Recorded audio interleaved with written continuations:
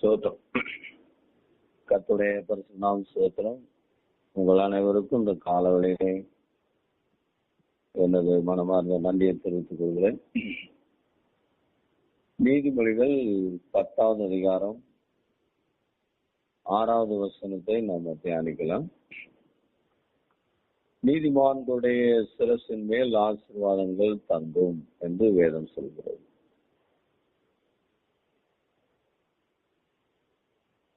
நம்முடைய சிரசிலே தங்குகிற தேவ ஆசீர்வாதங்கள் என்ற தலைப்பின் கீழாக நம்ம பார்க்க போகிறோம். பொதுவா காலை நேரமா இருப்பதனாலே ஆசீர்வாதமான வசனங்களை தியானிக்கிறது சிறந்ததாக இருக்கிறது. ஆகையினால நம்முடைய சிரசின் மேல் தேவன் வைத்திருக்கிற ஆசீர்வாதம். முதலாவது ரட்சிப்பு என்று வேதம் சொல்லுது. ஏசாயா 59:17, எபேசியர் 6:17 ரட்சணியம் என்னும் தலைச்சீரா என்று வேதம் சொல்கிறது. ரட்சிப்பு, ஆத்தும மீட்பு. ஆத்தும மீட்பு அருமையானது என்று வேதம் சொல்கிறது. ஆண்டவர் நமக்கு அருளியிருக்கிற ஆசீர்வாதங்கள் எல்லாவற்றிலும் ரட்சிப்பே சிறந்த ஆசீர்வாதம். ஆண்டவர் நம்முடைய பாவங்களை மன்னித்து நம்முடைய நாமங்களை ஜீவ புஸ்தகத்தில் எழுதி வைத்திருக்கிறது. நமக்கு தந்திருக்கிற புது வாழ்வு, நம்பிக்கையான வாழ்வு, சமாதானமான வாழ்வு, பாவ மன்னிப்பின் நிச்சயத்தை நாம் பெற்று வாழ்கிற இந்த ரட்சிப்பின் சந்தோஷம், ரட்சிப்பின் அனுபவத்துக்காக கர்த்தருக்கு ஸ்தோத்திரம். வேதம் இந்த ரட்சிப்பு உங்கள் சிரசின் மேல் இருக்கிறது என்று சொல்லுது. அது நமக்கு ஒரு கேடகமாக இருக்கிறது. கர்த்தரால் ரட்சிக்கப்பட்ட ஜனமே உமக்கு ஒப்பானவர் யார் என்று மோசே சொல்றார். அருமையானே, நம்முடைய ஆத்மாவை ஆண்டவர் மீட்டுக் கொண்டதற்காக கர்த்தருக்கு ஸ்தோத்திரம். இது நம்முடைய சிரசிலே ரட்சிப்பு. இதை பார்த்து சாத்தான் நடுங்குகிறான். நமக்கு அது உலக பிரகாரமான பாதுகாப்பையும் ஆவிக்குரிய பாதுகாப்பையும் ஆசீர்வாதங்களையும் தருகிறது. இரண்டாவதாக வேதம் நம்முடைய சிரசிலே அவருடைய அபிஷேகத்தை தந்திருக்கிறது. தெரிந்த வசனங்கள் தான். சங்கீதம் 23:5 சத்துருக்களுக்கு முன்பாக ஒரு பந்தியை ஆயத்தம் பண்ணி என் தலையை எண்ணெயால் அபிஷேகம் பண்ணுகிறேன். லேவியராகமத்திலே 8வது அதிகாரம் 12வது வசனம், 21வது அதிகாரம் 12வது வசனம். இவைகளிலே லேவியனாகிய ஆசாரியன் சிரசிலே அபிஷேக தைலம் என்னும் கிரீடம் இருக்கிறது என்று வேதம் சொல்லுது. அபிஷேகம் தேவன் நமக்கு தந்திருக்கிற மிகப்பெரிய ஆசீர்வாதம், ஏற்றவாள. இந்த அபிஷேகம் நம்முடைய சிரசின் மேல் இருக்கிறது. சங்கீதம் 133 சகோதரர் ஒருமித்து வாசம் பண்ணுவது எத்தனை இன்பமும் எத்தனை நன்மையுமா இருக்கிறது. அது ஆரோனுடைய சிரசிலே ஊற்றப்பட்டு தாடியிலே வடிகிறதும் அங்கிகளின் வழியாக இறங்குறதுமான நல்ல தைலத்துக்கு ஒப்பாக இருக்கிறது. அபிஷேகம் நல்ல தைலமாக, ஆனந்த தைலமாக நமக்கு ஆண்டவர் தந்திருக்கிறார். இயேசு கிறிஸ்து மரித்ததுக்கு அப்புறம்தான் அபிஷேகம் மாம்சமான எல்லார் மேலும் ஊற்றப்படுது.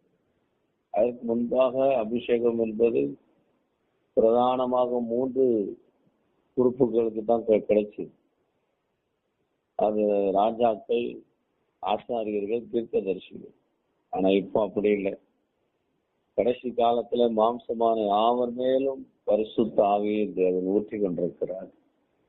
பரிசுத்த ஆவியை நமக்கு தந்த தேவனுக்கு ஸ்தோத்திரம். பரிசுத்த ஆவியாரும் நம்முடைய சிரசின் மேல இருக்கிறார். பேதுரு 4வது அதிகாரம் 14வது வசனத்திலே மகிமுள்ள ஆவியாகிய தேவனுடைய ஆவியானவர் உங்கள் மேல் தங்கி இருக்கிறார் என்று சொல்லுங்கள். நீங்கள் பெற்ற அபிஷேகமே உங்களை போதிக்கும் என்று யோவான் சொல்கிறார். வேற ஒருவரும் உங்களுக்கு போதிக்க தேவையில்லை. நீங்கள் பெற்ற அபிஷேகமே போதிக்கும். வலதுபுறமாயிலும் இடதுபுறமாயிலும் சாயும் போது வலியுதுவே என்று சொல்லுகிற சத்தம் கேட்கும் அப்படின்னு ஏசாயா சொல்றார். அன்பானவர்களே, தேவன் நமக்கு தந்திருக்கிற விசேஷித்த அபிஷேகத்துக்காக, அந்த விசேஷ தைலமாகிய அபிஷேகத்துக்காக ஆண்டவருக்கு சொல்றோம். இந்த அபிஷேகம் நம்முடைய சிரசின் மேல இருக்கிறது என்று வேதம் சொல்லி, நீதிமானுடைய சிரசிலே ஆசீர்வாதங்கள் தங்கும். ரட்சிப்பு நம்முடைய சிரசில் தங்கியிருக்கிறது. அபிஷேகம் நம்முடைய சிரசிலே தங்கியிருக்கிறது. மூன்றாவதாக உபாகமம் 33 அதிகாரத்துல பார்க்கிறோம். மோசே யோசேப்பை குறித்து சொல்லும்போது, முட்செடியில் எழுந்தருளினவருடைய தயை யோசேப்புடைய சிரசின் மேலும் சகோதரர் விசேஷித்தவனுடைய உச்சந்தலையிலும் இறங்குவதாக என்று சொல்லுவார். தேவனுடைய தயவு யோசேப்புடைய சிரசிலே இருந்தது. மற்ற சகோதரர்களுக்கெல்லாம் அந்த தயவு இல்லை. ஆனா யோசேப்பு அவன் சகோதரனை விசேஷித்தவன், கனிதரும் திராட்சை செடி என்று வேதம் சொல்கிறார். இதே ஆசீர்வாதங்கள் ஆதியாகமம் 49:26 சொல்லப்பட்டது. யாக்கோபு சொல்லும்போது, என்னுடைய ஆசீர்வாதங்கள் பிதாக்களுடைய ஆசீர்வாதங்களை பார்க்கிலும் மேற்பட்டதாயிருந்தது, அது பர்வதங்கள் மட்டும் எட்டுகிறது. இந்த ஆசீர்வாதங்கள் யோசேப்புடைய உச்சந்தலையில் இறங்கட்டது. அந்த தேவ தயவு, மோசே அதை தயவுன்னு சொல்ற. கர்த்தருடைய கண்களிலே நாம் தயவு பெற்றவர்களாக இருக்கிறோம். அந்த தயவு எப்போது நம்முடைய சிரசின் மேலேயே இருக்கிறது. மோசையை பார்த்த ஆண்டவர், என் கண்களிலே உனக்கு தயவு கிடைச்சிருக்குன்னு சொன்னார். நோவாவுக்கோ அவருடைய கண்களிலே தயவு கிடைத்தது என்று எழுதப்பட்டது. இயேசுவின் தாயாகிய மரியாளை பார்த்து வேதம் கிருபை பெற்றவளே என்று வேதம் சொல்லுகிறது. உண்மையிலே நாம் எல்லாரும் தேவ தயவு பெற்றவர்களாக, கிருபை பெற்றவர்களாக காணப்படுகிறோம். கிருபை அதுக்கு இணையே இல்லை. தேவ தயவு, அவருடைய தயவு நமக்கு நல்லது, அவருடைய காருண்யம் நம்மை பெரியவனாக்கும் என்றெல்லாம் வேதம் சொல்லுகிறது. இந்த தயவிலே நீங்கள் நிலைத்திருங்கள் என்று பவுல் நமக்கு ஆலோசனை சொல்லுகிறார். தேவனுடைய தயவிலே நாம் நிலைத்திருக்கணும். தேவனுடைய தயவு இன்னும் நம்ம வாழ்க்கையில பெருகத்தக்கதாக காரியங்களை நடப்பிக்கணும். அவருடைய கண்களிலே நமக்கு கிடைத்த தயவு, அது நம்முடைய சிரசிலே தேவனுடைய தயவு, அவருடைய கிருபை எப்போது இருக்கிறது. தயவு கிருபை எல்லாம் கொஞ்சம் குறைய ஒண்ணுதான். Favour, loving kindness, grace. தேவனுடைய பிள்ளைகளே, நமக்கு கிடைத்த தேவ தயவுக்காக கர்த்தருக்கு ஸ்தோத்திரம்.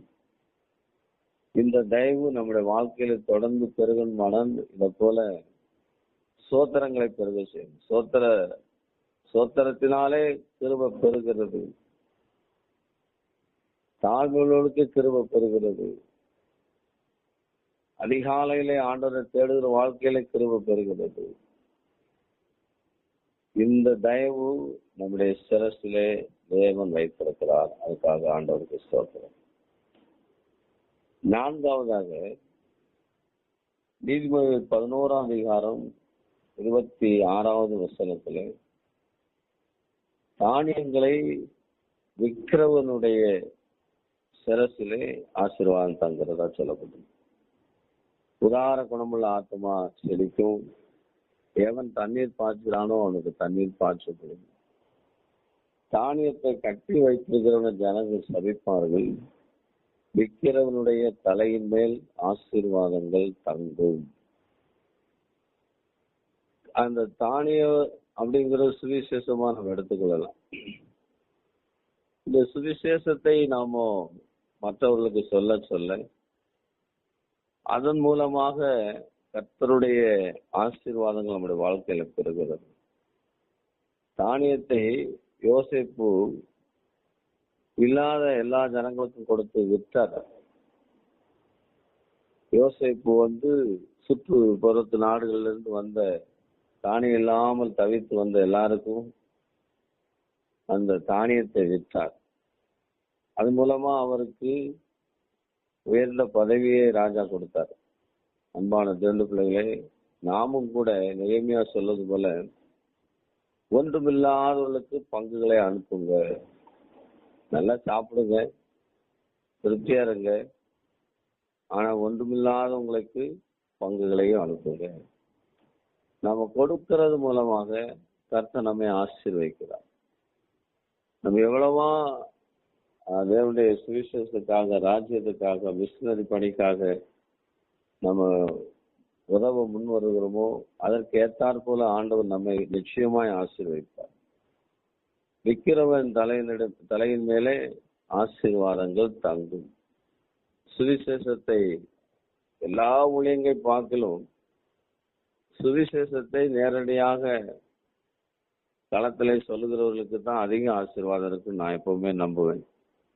மேடையில பேசுறவங்களுக்கு பார்க்கலும் கிராமங்கள்ல போய் கர்த்தரை அறியாத ஜனங்களுக்கு உன் தேவன் ராஜரீகம் பண்ணுகிறார் என்று சொல்லுகிற சுவிசேஷனுடைய பாதங்கள் அழகா இருக்கிறது சொல்லியிருக்கிறது போல, அறியப்படாத மக்கள், கேள்விப்படாத மக்கள், அவர்களுக்கு நம்ம சுவிசேஷத்தை பரப்புவதன் மூலமாக தேவன் நம்மையும் நம்முடைய சந்ததியை ஆசீர்வதிப்பார்.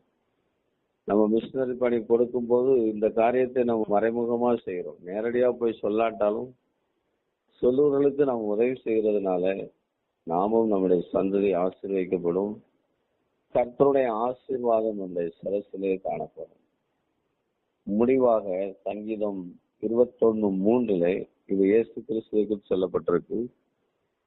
அவருடைய சிரசிலே பொற்கிரீடம் தரிப்பிக்கப்பட்டிருக்கிறது. கடைசியா நம்முடைய சிரசிலே கிரீடங்கள் வருகிறது. பவுல் சொல்றார், நல்ல போராட்டத்தை போராடினேன், ஓட்டத்தை முடித்தேன், விசுவாசத்தை காத்துக்கொண்டேன், இது முதல் நீதியின் கிரீடம் எனக்காக வைக்கப்பட்டிருக்கிறது. எனக்காக மாத்திரமல்ல, அவருடைய பிரசன்னமாகுதலை விரும்புகிற யாவருக்கும் வைக்கப்பட்டிருக்கிறது. நம்ம எல்லாருக்கும் ஆண்டவர் முடிவிலே நீதியின் கிரீடத்தையும் ராஜ கிரீடத்தையும் கொடுத்தார். வெளிப்படுத்தின விசேஷம் 1:6 நம்ம ராஜாக்களும் ஆசாரியருமா மாற்றின ஆண்டவர் நம்முடைய சிரசிலே கிரீடங்களை தரிப்பிப்பார். நாம் விசுவாசத்தை காத்து கொண்டு ஓட்டத்தை ஜெயமா முடிக்கும் போது தேவன் நம்மை கனப்படுத்துவார். அன்பானவர்களே, நீதிமானுடைய சிரசின் மேல் ஆசீர்வாதங்கள் தங்கும். ரட்சிப்பு என்கிற ஆசீர்வாதம், அபிஷேகம் என்கிற ஆசீர்வாதம், தேவ தயவு என்கிற ஆசீர்வாதம், கர்த்தரின் பொருளாதார ஆசீர்வாதம் நம்முடைய சிரசின் மேல் தங்கும். முடிவிலே அவருடைய கிரீடங்களும் தங்கும். வாய்ப்பளித்த உங்களுக்கு கர்த்தருடைய நாமத்தினால வாழ்த்துக்கள் தெரிவிக்கிறேன். கர்த்தர் தாமே இந்த வசனங்களை ஆசீர்வதிப்பாராக. ஆமென்.